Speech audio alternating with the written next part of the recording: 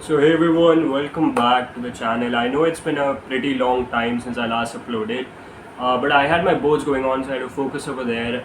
But right now I'm back in full force to do all the videos and stuff.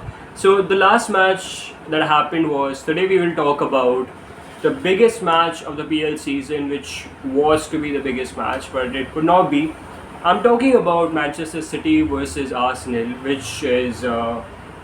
which was supposed to be a title decider. But then, if you watch the whole 90 minutes of that match, you'll realize that it wasn't even close to be a title decider, right?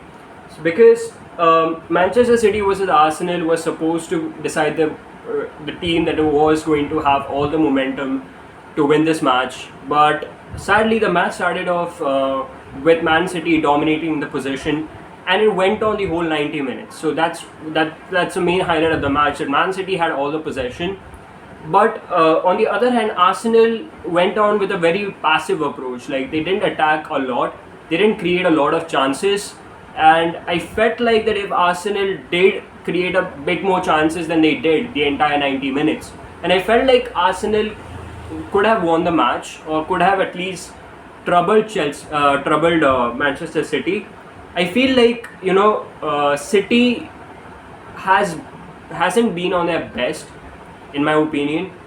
But Arsenal tactically they outmastered Manchester City, I would say, because first of all, the main task on their hand was to um, isolate Haaland, because Haaland is a destructive force for Manchester City. Once he starts getting those passes, he will destroy you. So that's the first thing that they did, was to isolate Haaland. And then what they did was they blocked the passing lanes for City. Like, City could not get the ball through to the Arsenal's place, to the Arsenal's box. So that was the first thing that Arsenal did pretty well. And the second thing that I felt was one of the major highlights was Jesus was attacking as well as defending, as well as contributing defensively. So that's it. That's over there. And see, in my opinion, Jesus had a lot of chances. There was a chance with Havertz, and then there was a clear chance where he dribbled past, but then he could not finish it. So he had a couple of chances, but I felt like Jesus cat, should have capitalized on those chances somewhere or the other, and should have at least tried to score, but he could not. And then on the other hand, see, when you have Havertz as your striker, you cannot expect much from them. And then I would say that City players were also sloppy, but I would not blame them, because they had Kyle Walker, one of their major players, one of their major fullbacks, out of this match, and that was one of the major factors. Then Stones wasn't there, so also Ake got injured in between the match. So Ake did create one chance where that header didn't go in, because it wasn't placed right, but there was that. But then, so suddenly City were not on their best, because the injuries and all came in, and that was that. And on the other hand, I would say that Arteta's subs, the timings of the substitutions were not right, in my opinion. So do not go after me for saying this, because that's what I thought, that if they brought in Martinelli or Trossard early on in this match, like after the halftime itself, then the match could have been a bit different, could have been a bit more aggressive from Arsenal. See, when people think that Arsenal knowingly did that, see, yeah, they might have done that knowingly, because Arsenal's upcoming fixtures are not that hard as compared to City's. So what Arsenal might have thought is that they have defeated City earlier on the season, and then they are playing this match in City's home ground, which is the Etihad. And City has not lost at the Etihad since 2020, if I'm not wrong. So that's a big record that City has held in their home stadium. So Arsenal came into this match thinking that we will not be dropping points. See, at least getting a single point is more better than dropping the entire 3 points, right? So they did a great job, and as well as that, the biggest advantage that went to the club is Liverpool. Liverpool got the best advantage out of it. They won their match. They wanted a draw in this Arsenal City game, and they got it. So right now, Liverpool is like 3 points clear of City and 2 points clear of Arsenal. and sitting at the top. So that gives them all the advantage, all the momentum they need going into the next week of the Premier League.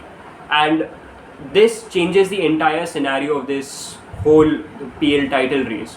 Because if Liverpool keep on winning, then I guess Liverpool will go away with the title. And City has tricky games in their hands. See, right now, City is undergoing a lot of pressure right now because they have a lot of things on their plate right now.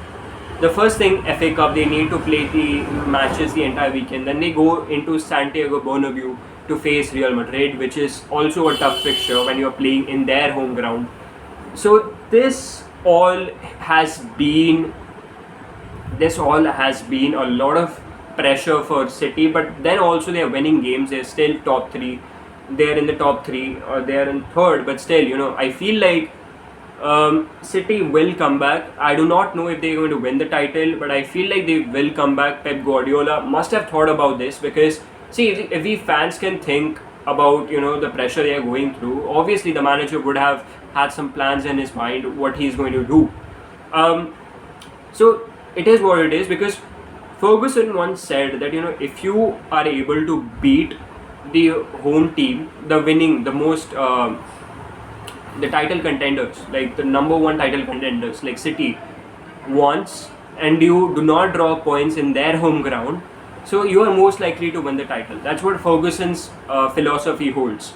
So we have to wait and see that how this match goes. But overall, this match was pretty mid, because see, we all wanted a very, very intense, a very, very aggressive kind of a match, but we didn't get it.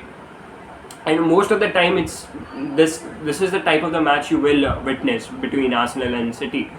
And so this was this. And if I have to give the overall ratings of the players that I felt were good, for City, I felt Guardiola was the star player of the match.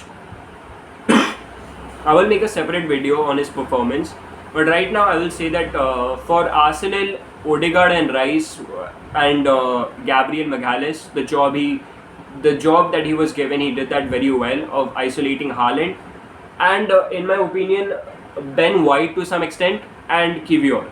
These were the players that I felt like were very enjoyable to watch. But apart from that, I didn't really enjoy this match to that extent. But tactically, yeah, you can enjoy this match if you watch it in a very tactical point of view, if you get what I mean. So this was my review on the Arsenal City game, the infamous the title decider. So if you like this video and if you want some other different types of content from me, make sure you drop a comment down below. You make sure you like, share and subscribe the channel for more content and more entertainment on sports mostly. And I'll see you pretty soon, and I cannot promise you because promises are hard to keep, but still I'll try to be more consistent in making the videos for the channel. And I'll see you pretty soon, and this is Far Offside signing off. Peace.